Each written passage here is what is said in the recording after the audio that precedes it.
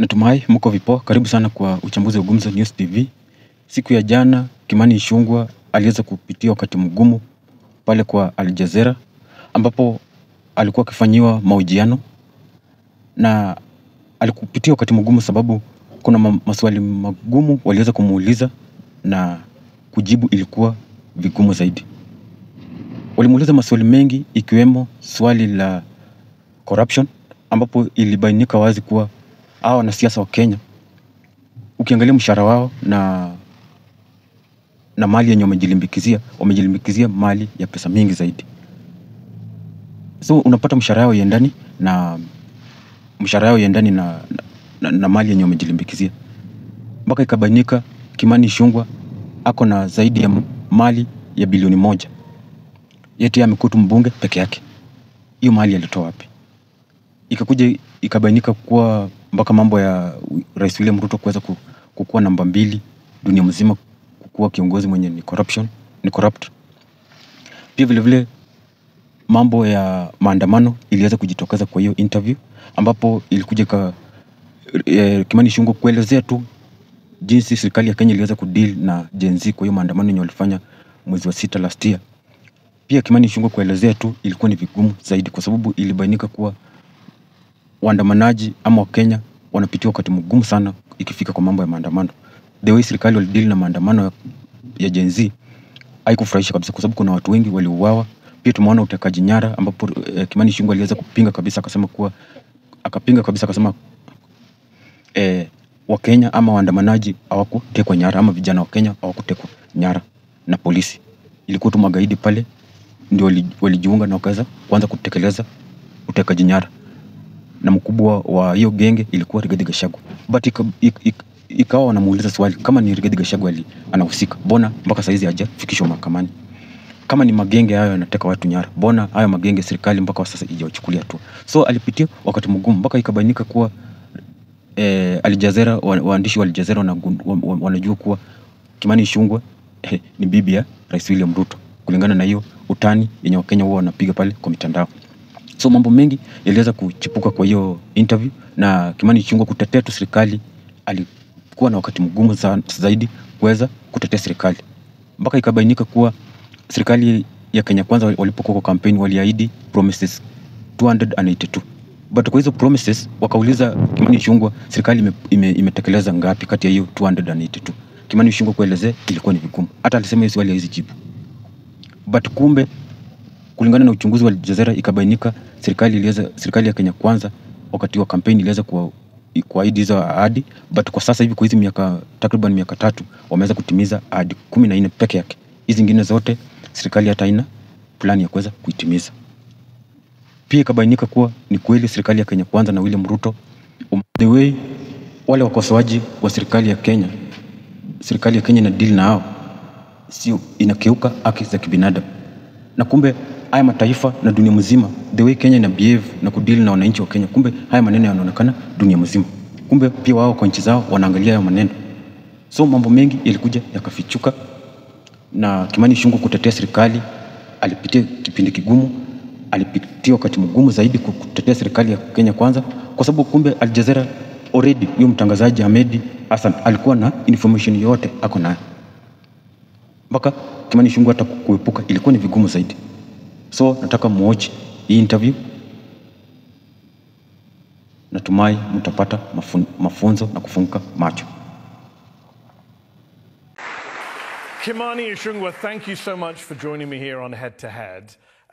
You are the majority leader in the Kenyan National Assembly. You are a close ally and supporter of President William Ruto, who is super unpopular right now because he and you and your party haven't delivered for the people of Kenya. Your 2022 election manifesto made 281 promises. Can you tell our audience tonight how many of those have been fulfilled over the last 2.5 years? True, as you say, the perception out there is that the administration is quite unpopular, nothing uncharacteristic of any administration 2 years after an election, especially an administration that came into office in the backdrop of a very dilapidated economy with very many promises, as you said, but I can assure you that will change in due course. The implementation of a manifesto is page by page, chapter after chapter. But you haven't implemented it. That's the problem. Sentence. It is being implemented. How many of the 281 promises have been implemented? I'll not give you a straight answer of 2 or 10 or 200, but I'll tell you. You're the first politician who said to me, I will not give you a straight answer, just bluntly. I can give you an answer. I've got the answer. It's 14 out of 281 promises. That means 95% of your promises have not been met 2.5 years in. That is your number, Mehdi, not my number. It's not my number. It's the number of Mizalendo, a non-partisan parliamentary monitoring organization in Kenya that tracks all parties. They're saying 14 out of 281. I mean, we can run through some of them. President Ruto said he would give free internet and phone calls to Kenyans. He hasn't. He said he would start an inquiry into cronyism. He has not. He said he would ratify the International Convention Against Enforced Disappearances. He has not. I could go on and on. Kenyans are frustrated because they were lied to during the election campaign. Well, Mehdi, as I told you, that is the perspective of Mzalendo. And that is their target. Well, has he ratified the International Convention Against Enforced Disappearances? We have ratified very many international conventions. But has he ratified the International Convention Against Enforced? He said he would do it straight as he comes to power. It's been 2.5 years. He could do it with a stroke of his pen. Why has he not done it? He is yet to ratify, but it is what are you waiting for? Work in progress. Was there a timeline for its ratification, according to Mzalendo? Many things had timelines on. Was there a timeline? He said he would do. No timeline. He said he would do a public inquiry into cronyism within 30 days. Has he done it? Public inquiry? Yeah, a public inquiry to establish the extent of cronyism and state capture and make recommendations. Page 61 of your manifesto. Has he done it? It's been more than 30 days. It's been 2.5 years. I'll tell you, Mehdi, if you read the NADCO report, there are recommendations on what is to be done on state cronyism, on state capture, on extrajudicial killings. That is captured in the NADCO report. But you haven't done what the manifesto called for on multiple things. And look, you know, and you admitted, to be fair, that people are unhappy. There's a perception of the government that's unpopular. Kenyans have been most upset about the cost of living. And yet, when thousands of young Kenyans took to the streets in protest of your government last year, the finance bill, your government opened fire on them, killed them, forcibly abducted and disappeared them. How do you justify such a violent crackdown on your own citizens in a democracy? First, let me say this, Mehdi. As you said, because you never allowed me to answer the question on the promises kept. I told you the manifesto is being implemented chapter after chapter, right from housing to the cost of living that you're speaking about. Because, of course, you cannot judge what was to be done in 5 years, in a short 2 years. Well, some of them you said you would do in 30 days, and you haven't. But just deal with the violence. How do you justify what happened last summer in Kenya? Now I'm coming to that. You said the cost of living. I can tell you what we've done with the cost of living, from the subsidizing of production rather than subsidizing consumption, as we promised in our campaigns. You remember the first demonstrations after the elections in 2023 were about the cost of living. Which also were greeted with violence from the state. And unfortunately, all demonstrations end up with deaths, which is a very unfortunate incident. And it is not true that people demonstrate and you open fire. It is just the nature of what happens with our demonstrations, that they turn violent, and the police have to intervene. And let me say that at this point, it's not just unfortunate. We all regret the loss of life during the 2022 demonstrations and even the demonstrations of June last year. Unfortunate that lives had to be lost, but it was not that fire was opened on young. Yeah, the way you talk, lives had to be lost. No, lives were taken. Right? People were shot in the head. No life ought to have been lost, and nobody can justify the loss of life anywhere in the world out of demonstrations According to a Reuters investigation, 19-year-old Charles Owino went to a protest, was killed with a gunshot to the head. The police recorded his death as a road accident. 21-year-old Shaquille Obienge, he died the same day as Owino, also shot in the neck. Police recorded his death as a road accident. If these deaths are so regrettable, why is the Kenyan police covering them up? Fortunately, Mehdi, we have a very robust constitution in the country, the best constitution in sub-Saharan Africa. This constitution has very good and clear safeguards that make sure that everybody is held to account for your actions, including the police. You've mentioned 2 or 3 people. I think from IPOA's records, the Independent Police Oversight Authority, from their records, they have recorded about 60 deaths from last year's demonstrations. And there are some, I think about 30-something that are still under investigation. They have dismissed some after close the files after investigation. Therefore, I can assure you, the police may even somebody within the police force may desire to cover up. Can you tell our audience tonight, how many Kenyan police officers in the country will not allow you to cover up? You say that, this is great rhetoric. How many police officers in Kenya have been prosecuted for their role in the violence in 2023 or 2024? Can you tell us how many? I'll tell you from the last year's demonstrations, 3 are already in court. 3 police officers have been prosecuted? Three are being prosecuted. Are being prosecuted, but none have been prosecuted? Another 34 cases. Before you prosecute somebody, you have got to investigate. So you have to this is what Human Rights Watch said last year. Bodies of people showing signs of torture continue to turn up in rivers, forests, quarries, mortuaries. The authorities have yet to investigate or prosecute anyone for these crimes. Kenya has a history of police brutality and lack of accountability for serious abuse. So that's Human Rights Watch. You want to believe what Human Rights Watch said, not what I'm saying? Yeah. Because I'm going to believe a human rights group over a politician who started by saying, I won't give you straight answers. It is their take, Mehdi. It is their take. And I didn't come here to give their take. I came here to give my take and the perspective. So they're wrong, you think? The police officers are being held to account? They are wrong because the police officers must be held to account. But they haven't been. And that is why we have institutions that will hold them to account. So what you said today about the deaths sounded good. You said it's regrettable, there should be no loss of life. That's what you say here. What you say in Kenya is a little bit different. This is what you said in December about the abductions of young people. You said that they're a way for people to basically con the system. You said these people, quote, they're not really abducted, you said, quote, they're locking themselves in Airbnbs with their girlfriends and hiding. Are you saying that all these abductions, Kenyan parents crying over missing children, bodies turning up in rivers, that's people pretending, hiding with their girlfriends in an Airbnb? Do you understand how offensive that sounds? Mehdi, I was speaking in Bungoma County. And the context was the clamor for, there was the misconception that every other abduction in the country was being perpetuated by security agencies. But what I said is that we have laws in the country that people who are construed to have broken the law in terms of the Computer Misuse and Cybercrimes Act, if they are found culpable, the DCI or the police should and must arrest them and take them before courts of law, because that is what they deserve. And the police and security agencies have no business abducting anybody, and nobody should be abducted. But they are abducting people. By security agencies. But they are abducting. Allow me to make my point because you asked me a question.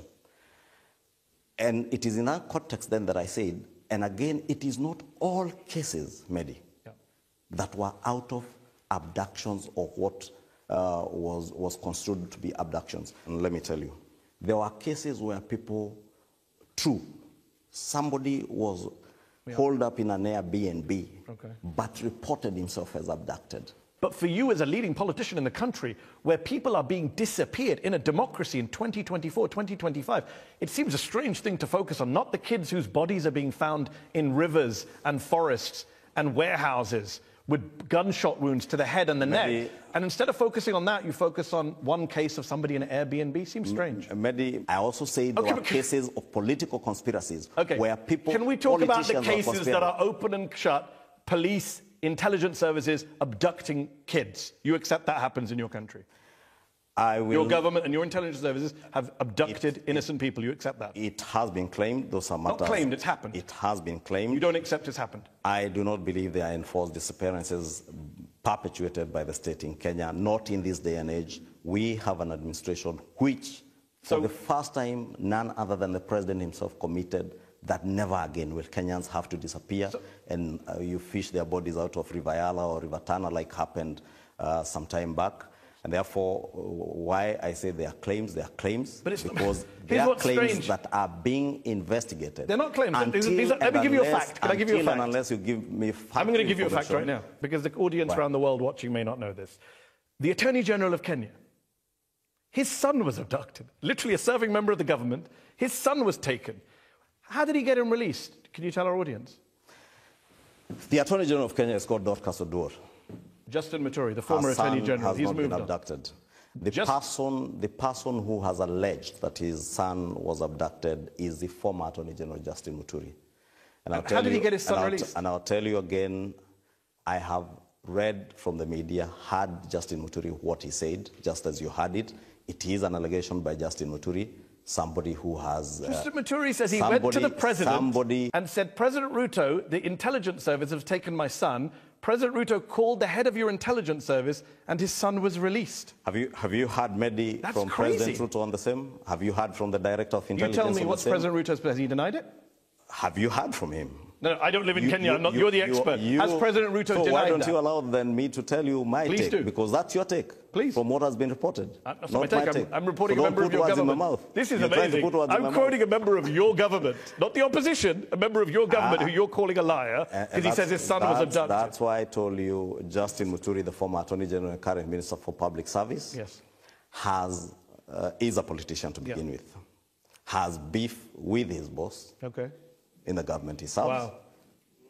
So he made up a story about his son being abducted? There are reasons. Wow, Kenyan politics. Will you allow me Please. to make my points? Please, this is just, I'm stunned. There are reasons why Justin Muturi was removed as Attorney General around the time of the demonstrations in June of last year.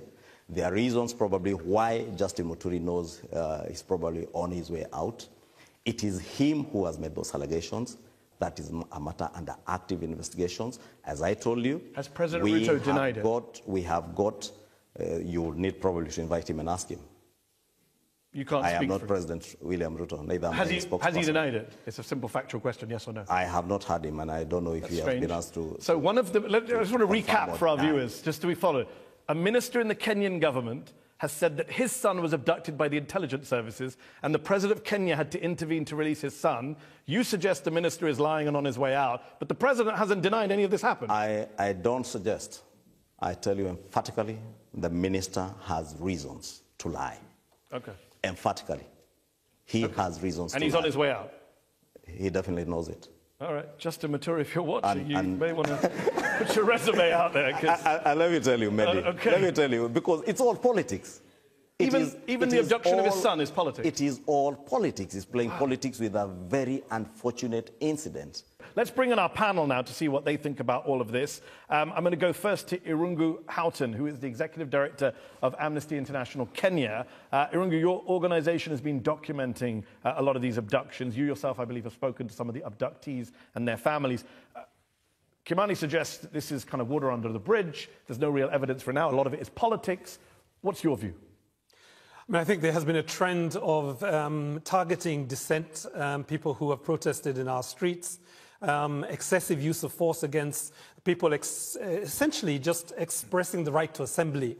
And in one case, for example, this young man was essentially held incommunicado. He was stripped naked. He was shaved, not just on top of his head, but in his pubic areas. He was interrogated ad nauseum about who his connections were, and all he had done was to post cartoons and artificially generated images onto the on his Twitter handle.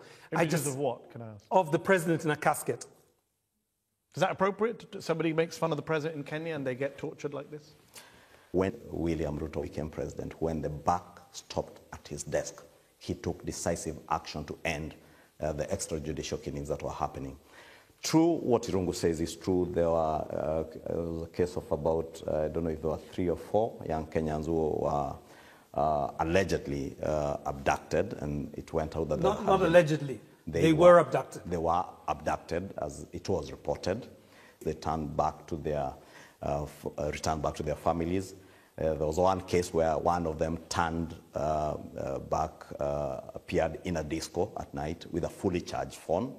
So you need to ask yourself where I don't understand what the battery power of phones has to do with torture and human rights in Kenya. If I am abducted and kept incommunicado without a phone or anything, I do not expect you to have a fully charged phone and to reappear after 2 weeks. But you deny they were tortured? I mean, Irungu just described horrific torture. I am not denying anything if you listen to me, and please listen to me keenly, because as I said, Mehdi, there are cases of abductions. As to who is abducting people is a question. They say the police. Am I wrong, Irungu? They're saying security services. They say so. The police say it is not us. So what do we do in a country with institutions that work? Allow the investigative agencies and institutions to investigate and get to check who has abducted who. So on that note, I just want to bring in some more panelists. It's a good point to raise there. Owino Okech is a professor of feminist and security studies at the University of London, SOAS. Kimani says, what do you do in a country where the institutions work? And I want to ask you, do the institutions work in Kenya? Is there accountability? What is your perspective? I think we must begin by recognizing, Mr. Ichung'wah, that there's a huge trust deficit with the Ruto regime. You earlier on spoke about the fact that you're 2 years into a 5-year term. We're all employees. Some of us are employees. Your employer does not wait for you to reach your end of contract to tell you, have you performed well or not? We all have performance reviews and performance contracts. And I think the citizens who voted for you are saying things are not working. I do not believe that institutions are working effectively, because if I tell you that people are being abducted outside your house and you say it's not my people, then your answer should be to tell us who those are. You're not giving Kenyans any confidence if you say it's not the police, it's not the NIS, but somehow we don't know who they are. And we're supposed to automatically assume that that's fine since it's not the police and National Intelligence Service. Trust must be rebuilt, Mr. Ichung'wah, if we are to trust the Ruto government. Do you want to respond to Owino? Yes, and I agree with her that trust must be earned, not actually rebuilt. You earn your trust from your actions, and that is why it is only right that we allow the institutions to investigate so that those who claim they have been abducted, because, as I said, there are criminal elements that have been involved. And I remember last year, at the heat of the youth demonstrations in June last year, I think around July or August, if I'm not wrong, bodies were discovered in a place called Kware in Embakasi, just outside the airport in Nairobi. And it turned out that somebody, some sort of crazy serial killer, was killing ladies and dumping their bodies there. Therefore, you can imagine what would have happened if we were all quick to judge and say, yes, these are protesters, young protesters, in the backdrop of what was happening then, who have disappeared and now their bodies are dumped there. Before I go to our third panelist who's been waiting patiently, just Irungu, very quickly, just comparing, Kimani seems to be suggesting that pre-2022, there was lots of bad stuff, and since then things have improved. As someone who's covered multiple governments over multiple years, do you agree with that? No. I mean, I think what has happened in the last 6 months has been really remarkable and very scary for many Kenyans. 89 abductions, 63 deaths, 29 still missing. These are not normal times. I mean, if you put together the number of people who were killed in 2023 and 2024, that is 4 times the number that were killed during the multi-partyism period and the struggle for multi-partyism. So we've seen a real jump in these figures. But it's not just the figures, it's just what happens to a family, to a community whose young one has had their life ripped from them. So I think we have to get beyond the numbers to just think about what does it mean for the people that you mentioned that are finding their way in body bags in mortuaries in Kenya. It has to stop. Moses Langat, I want to bring in. You are a community leader, Kenyan community leader in the diaspora. I believe you're also one of the authors of the party manifesto in 2022. So I do want to ask you the same question I asked Kimani at the start. What do you make of this study that was done by a non-partisan group, which shows 14 promises out of 281 in the manifesto have been fulfilled? Do you think that's what's driving a lot of Kenyan frustration? Mehdi, first and foremost, we need to understand that the president has decided to be a leader, not to be a politician. I want to say that regarding the youth protests, they started a conversation with the president. He listened to them. The youth said they wanted part of the finance bill to be altered. The president listened to them. They had conversation. In fact, members of the parliament went back. They redrafted the finance bill. There were no shootings while they were asking for the changes. Trouble only started when we started having people going in to interfere. We had politicians going in. The youngsters, whom we appreciate, form over 75% of Kenya's population. About 12% of them are unemployed. The protests were politically motivated, not driven by organic anger from young people? The young people were angry. These are well-educated people. They have nothing to do. These are the messes that the current government inherited. And through the bottom-up economic transformation agenda, which the president always talks about, and he prioritized 5 areas, is to create jobs for these people, to create things to do. You keep saying inherited. Isn't President Ruto, wasn't he a long-standing senior member of the previous government? Well, how do you inherit something you were in? Mehdi. Listen, Mehdi. What am I missing? Mehdi, let me just explain, because post-2017, William Ruto was deputy president just by name. Okay. That's a fact of life. Fine. And therefore, when the Fair panelist speaks about inheritance, he knows. I do want to talk more about President Ruto. We're going to do that in the second half of this show. Right now, we're going to take a break. When we come back in part 2, we'll carry on talking to Kimani ichung'wah and to our panel. We're going to hear from our very patient audience here in London's Conway Hall. See you after the break.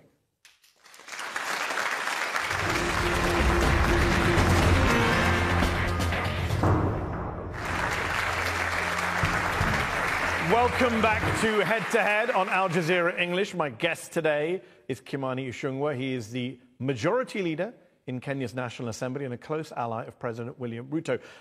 Kimani, we've been talking about the protests and the violence and police accountability in part 1. Let's talk about Kenyan politics in more detail. Last year, the Organized Crime and Corruption Reporting Project named ousted Syrian dictator Bashar al-Assad as the most corrupt leader in the world. There were 5 other finalists, though. Out of those 5, can you tell me who received the most votes? You tell me. William Ruto received the most votes. Who was voting? A lot of Kenyans voted, actually. They submitted his name to the OCCRP. I mean, you have a real corruption problem in Kenya, and you ran on a platform. I just want to quote you to our viewers, and you can respond. You said, "We shall not just speak about corruption, but we shall act." President Ruto said something similar during the election campaign in 2022. And yet last year, a US government report said that Kenya has failed to implement its anti-corruption laws, and the country has dropped 3 spots in Transparency International's annual corruption index. That is pretty embarrassing for your party, your government, is it not? Pretty embarrassing for any country to be ranked anyhow in terms of corruption perception. Mehdi, it's true. I said we will not talk about corruption, we will act.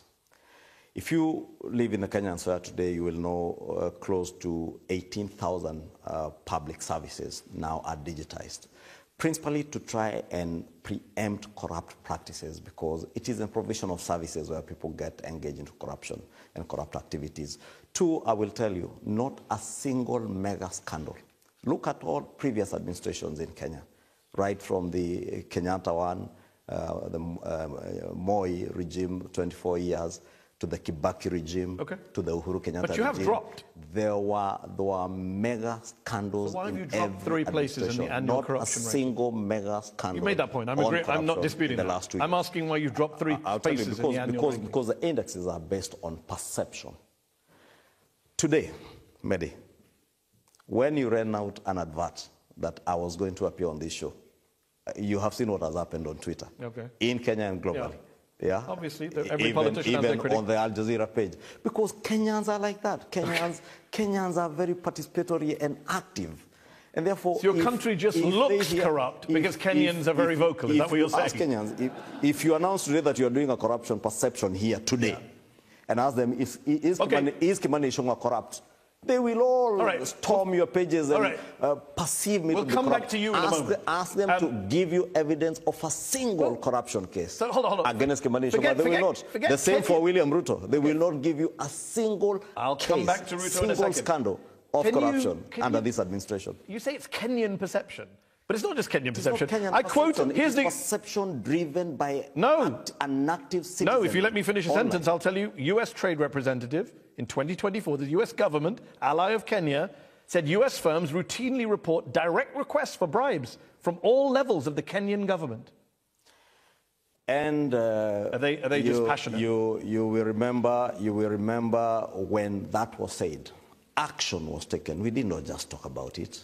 So you just ended bribery from all levels of the Kenyan government. And very senior officers of the Ministry of Trade lost their jobs. Let me ask you about President Ruto. You mentioned President Ruto. He positions himself as an outsider. I think he likes to call himself a hustler, a man who's separate to the Kenyan political elites, the political dynasties, the Kenyattas, the Odingas. But is he that different, Kimani? Because he's been in politics for nearly 30 years, longer than even President Kenyatta. He's amassed a lot of wealth during his time in politics. I believe he owns luxury hotels, a 2,500-acre farm, a poultry plant. He's invested in hotels. Isn't that part of why Kenyans are so frustrated with their government? They see these rich elites in charge, making money while they suffer.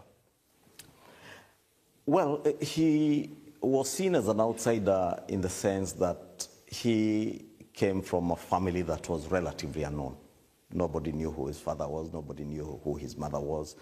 Unlike those he was competing with who came from families that were political families, well-known, wealthy backgrounds, and he came as a hustler, someone who had hustled his way from the bottom up, and that's why he sold himself, and he's seen as an outsider in terms of where he's coming from. I think Kenyans are fine with him hustling himself into the... It doesn't mean, Mehdi, that if I was born into a family of poverty, I should live and die in poverty. I also wasn't born in a very affluent family, but I'm working very hard, and I work very hard every day. The day I make it, I fake it till I make it, and the day I make it... Are you talking about yourself? Are you going to say I'm also corrupt? Hold on, are you saying yourself? You're talking about yourself for a moment. Yeah, I also... Recently, an MP from your party joked that you were worth 5 billion shillings, or $38 million. Is that correct? Joked, and not from my party. It's actually from the other party. So can you clarify then, what is your net worth? Well, not 5 billion, definitely. For 1 billion? Probably about close to 1 billion. And that's fine, because a lot of people, as you know better than me, you're the majority leader of the Kenyan National Assembly, that Kenyan MPs are among the highest paid in the world in relative terms. People are very upset seeing a lot of MPs flaunting their wealth. They're doing TikToks, they're doing Twitter videos showing their luxury cars, and Kenyans are furious. You know this on social media. They're upset because the MPs are flaunting their wealth. Again, Mehdi, it matters person to person.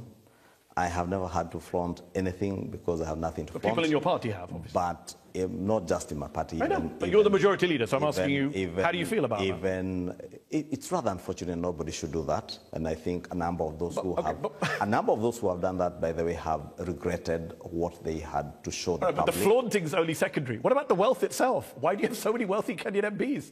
Well, that's a question I cannot be able to answer. If you ask me about my wealth, I'll tell you, and my wealth is largely not from my salary.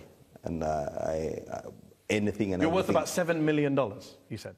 $7 million. You said about billion shillings.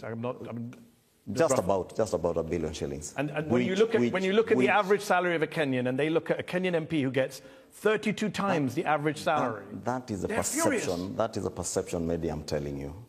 Don't look at what someone is earning today vis-a-vis. I wasn't born an MP. I just arrived in the public scene having had another life. Worked in other organizations other than in politics, done business over the years. Therefore, the perception that people who are in public service should not own or should not have any other thing other than what they earn from their public service jobs. You know very well that's not the issue. The issue is they see people in public life making money out of their public connections. Awino Okech is a professor of feminist and security studies at the University of London, SOAS. Kimani says that President Ruto is a transformative figure. Kenya's had a lot of presidents over the last couple of decades, some pretty big names who've had pretty big impacts, good and bad, on Kenya. Where do you rank Ruto?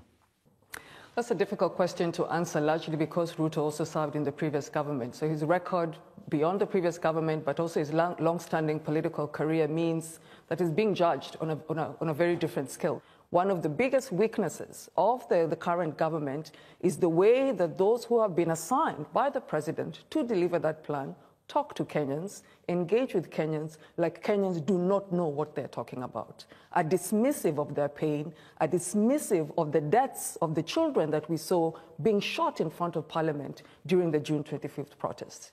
You want Kenyans to believe in the plan, treat Kenyans with the necessary respect that they treated you with when they voted you into office. Number two, presidents do not deliver a plan for the people that voted them. They deliver a plan for the entire country, whether we voted for them or not. Let me bring in Moses Langat, is a Kenyan community leader in the diaspora, helped with the manifesto in 2022. The poll that came out in December in Kenya, where the people were asked, how much trust do you have in the ability of these people, different institutions, to fulfill their mandate? The president, do you know how many Kenyans said a lot of trust in the president? 1% of Kenyans said they have a lot of trust. That must worry you as a Ruto supporter. No, not at all. Mehdi, let me tell you something. Ruto went in with a plan. His plan, and I repeat, was called Bottom-Up Economic Transformation Agenda Plan. He set to reduce the cost of living. He said, I will work on productivity and production in the country. And he said he will make the goods and services for all Kenyans to be affordable. Kenya, in August 2022, when the president was coming in, were busy importing maize, sugar, rice, cooking oil, almost importing everything.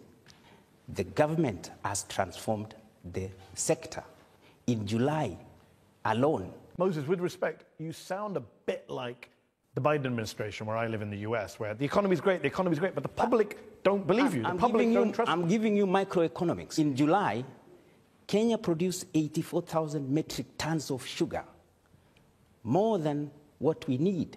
Kenya is almost becoming a net exporter of sugar, something so you believe these economic trends, positive ones, will turn around his popularity? I will tell you many more. Okay, well, we don't have time for many more, but you've given us some. Let me bring in Irungu Houghton, who is Executive Director at Amnesty in Kenya. I just want to bring up one thing we haven't talked about when we talk about William Ruto's record is he was indicted by the International Criminal Court over the 2007 elections and the violence that followed that led to the deaths of 1,300 Kenyans. Ruto was never actually cleared of the charges. The prosecution had to drop the case, they said, because of witness intimidation. The ICC prosecutor called it a dark day for international criminal justice the day she was forced to drop charges against Ruto and others. Given that background, are you surprised at all that there's been so much violence in Kenya recently? I think it's important to give that history, but I think more importantly is really to look at what's happened over the last 2 years. And there are growing calls for international mechanisms to be invoked.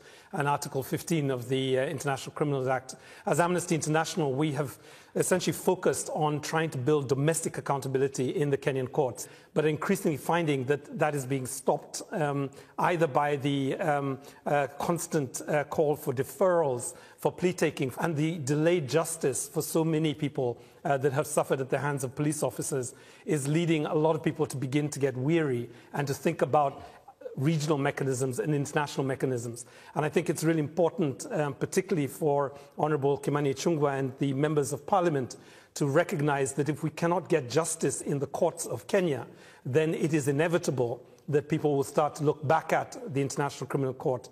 I don't know what you have to say to that, Honourable ichung'wah. Is it inevitable that you end up back at the ICC if Kenyan justice is not working? I mean, you have a president who was indicted not long ago. Are you worried that he might end up back at the International Criminal Court? Mehdi, let me say I agree with Irungu first that we must build our own institutions and make them work.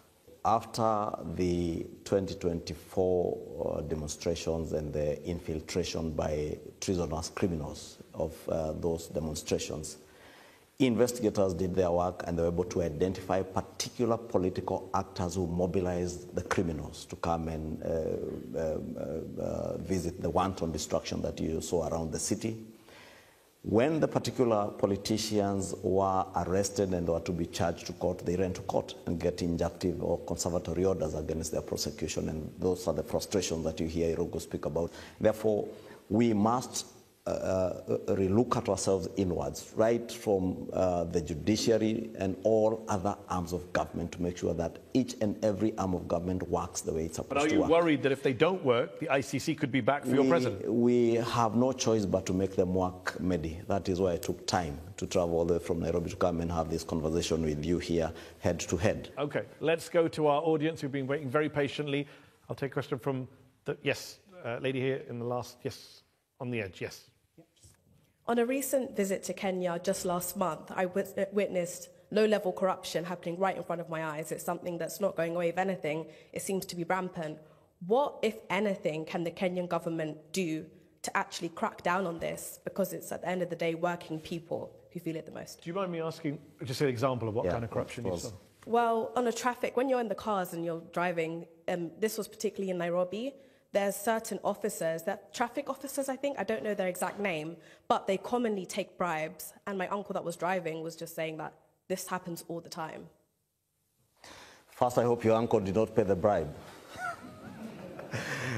But to clarify, on a serious note. On a serious note, yeah, I asked Raila Odinga this question. I'll ask you: have you had to pay a bribe for anything in Kenya? I have never paid for a bribe. In your entire life, you've never paid a bribe? In my entire life, I have never paid for a bribe. Sorry, a little bit. Some of the Kenyans here are not believing you, but okay. Let me tell you, and just to answer, it takes two to tango. Yeah, it takes the bribe taker and the bribe giver. But the bribe giver is in a position of weakness sometimes.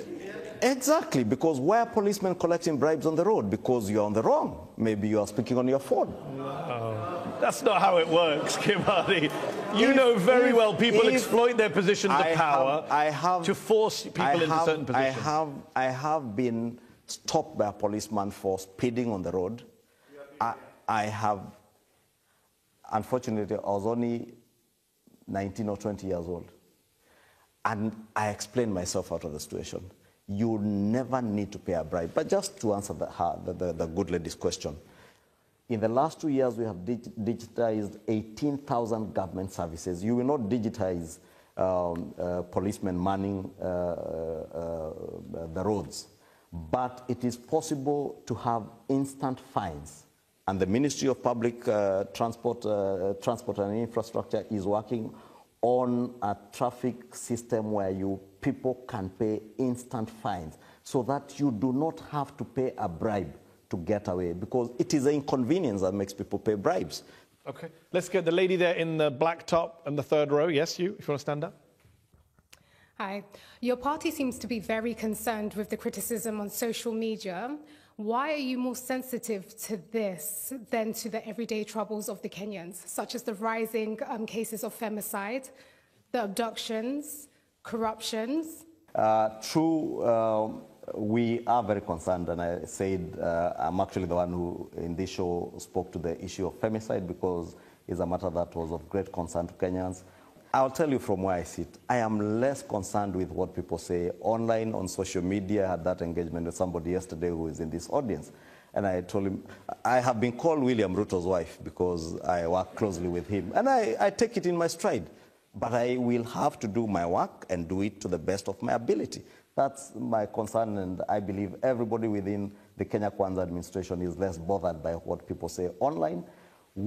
How can you say that when in the part one of this show... Insults. Hold on. In part one of this show...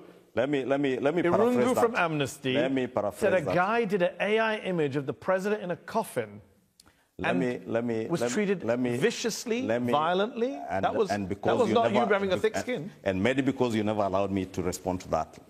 Because, I think I did, but you can respond again if you want. Because it's true what Irungu was saying and about the gentleman who had his hair shaved.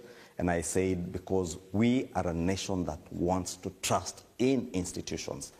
We want to trust and believe that the investigative agencies that are investigating all those cases where people have claimed to have been abducted and things done to them that are unpalatable, that we get to the root cause of it so that you know who is it that was abducting these people.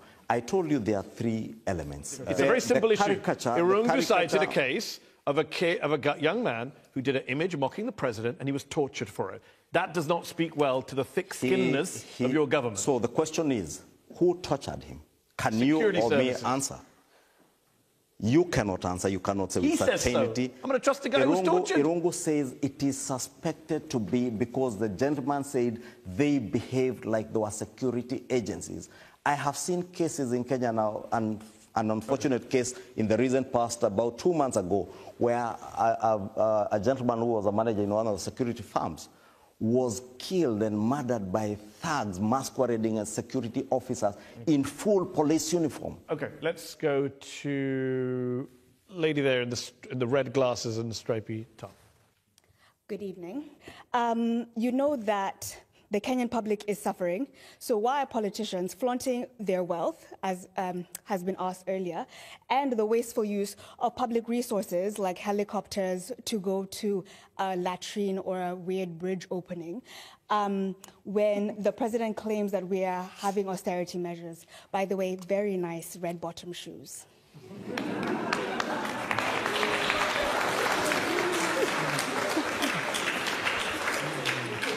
Again, to the good lady, as I said, Kenyans are very active and very participative in many engagements. Many of them are usually not true. I saw what she refers to, that somebody was flying to go and open a pit latrine somewhere in Muranga. I believe that was today on social media. It's not absolutely untrue. In actual fact, the deputy president who was being reported to be that way was to join the president in the northeastern part of Kenya, nowhere in Muranga. So don't believe, again, everything you read on social media. What about what they see on social media? People can see members of parliament flaunting their cars, expensive, all of this stuff. It's out there. Mehdi, I told you there's absolutely no excuse for anybody. Have you cracked down on people in your caucus? Have you called up members of your coalition to stop doing this? Exactly. You have? We, members of parliament in my party, in the House, who I see flaunting things that are not palatable with Kenyans, I tell them, hey, bro, this is not good. Okay. We're going to go back to the audience. Lady there in the third row. Yes, you, if you want to stand up. Honorable Kimani Ichung'wah, Mr. Majority Leader, at the beginning of this year, at a public gathering, actually, in fact, a funeral, you made allegations against the former deputy president. You said in a speech that those abductions were orchestrated by the former deputy so that he can put blame on the president. The former deputy president has been impeached. November, we had a new deputy president. December, there were more abductions, I think 7 from the Kenyan Human Rights Commission. The former deputy president is no longer in government. Who is responsible? Good question. Good question, and it's true. I said it in broad daylight in Bungoma County on the 3rd of January this year. You never heard the former deputy president dispute my allegation or even go to court if I was lying. I have since availed information that was in my purview as to what people were doing under the orchestration of the former deputy president to do the things I said in that funeral that they were doing, and heaping the blame on the government of Kenya. And that's why, Mehdi, I told you, unless you categorize what is out of criminality, you don't have evidence for your claims against the former deputy president. I have said, and I repeat it. What I had, I gave it to those investigative agencies. But you haven't presented it to the public. That is the right thing to do. But you haven't presented it to the public. So do you want the investigative agencies to investigate people in public? Or do you Well, you're allow making them, accusations in public. I was responding, and the good lady might know, I was responding to another politician who had said things in that funeral. And I responded and said what I said. There were politicians, by the way, members of parliament, 2 members of parliament, who had planned to mysteriously disappear and claim abduction. That is information that is with the investigative agencies. Okay. That's why I said on all these cases, case by case, allow the investigative agencies to do their work. You said earlier in the show, people call you William Ruto's wife because you're so close to him. Do you plan to be William Ruto's successor? Do you plan to run for president once he's done? As to my future plans in politics, Mehdi, I do not know. Good, nice, honest answer at the end. I do not know. You're not ruling it out, though. That's my job as a journalist to always ask that question. I do not know. If you asked me 10 years ago if I plan to be where I am, I wouldn't know. What I do is that I give the best I can give in public service to the best of my ability, and I give it all, and I believe the people of Kikuyu who elected me as a member of parliament can attest to the transformation of my constituency over the years. Well, we respect you for coming here to give it your all. Thank you for coming to do this head-to-head. Thank you to our panel for coming to give us their expertise and contributions. Thank you to you all here in Conway Hall tonight for coming tonight and for your excellent questions. Kimani ichung'wah, thank you so much for coming on head-to-head tonight. Thank you. And thank you all for watching at home. It's been a great show. Thank you for watching Head to Head on Al-Jazeera English. Good night. Hope mmeenjoy hiyo interview. Umeona vile Kimani ichung'wah ameweza kutoka na kijasho. Na kama hujaweza kusubscribe na kuomba subscribe. Pia vile vile nataka kuwashukuru kila mmoja mwenye amewatch video hadi mwisho, na Mungu aweze kuwabariki, na tafadhali kumbuka kusubscribe. Kwa sasa bye bye, tukutane kwa the next video.